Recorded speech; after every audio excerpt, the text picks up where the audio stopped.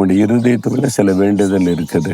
எனக்கு என் குடும்பத்தில் இது நடக்கணும், வேலையில் இது நடக்கணும், ஊழியத்தில் இது வாய்க்கணும், பிள்ளைகள் காரியத்தில் இது நடக்கணும், ஐயோ இந்த காரியம் ஜெயமாகணும். ஒரு வேண்டுதல் இருக்குது. ஒன்றும் நடக்க மாட்டேங்குதுன்னு நினைக்கிறீங்களா? ஆண்டவர் என்ன சொல்றாருன்னா, உன் இருதயத்தின் வேண்டுதல்கள் உனக்கு அருளப்படும். என் மகனே மகளே, உன் வேண்டுதலை நான் அருளி செய்வேன். ஆனால் நீ ஒன்று செய்யணும். கர்த்தரிடத்தில் மன மகிழ்ச்சியா இருக்கணும், இயேசுவுக்குள்ள சந்தோஷமா இருக்கணும். அப்போதான் அது நிறைவேறும்.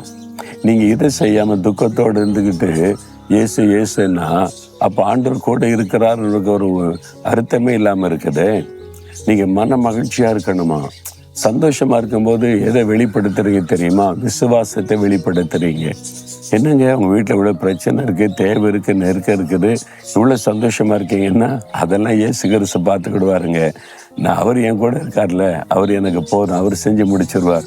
அந்த விசுவாசத்தை வெளிப்படுத்துவதுதான் உங்க சந்தோஷம்.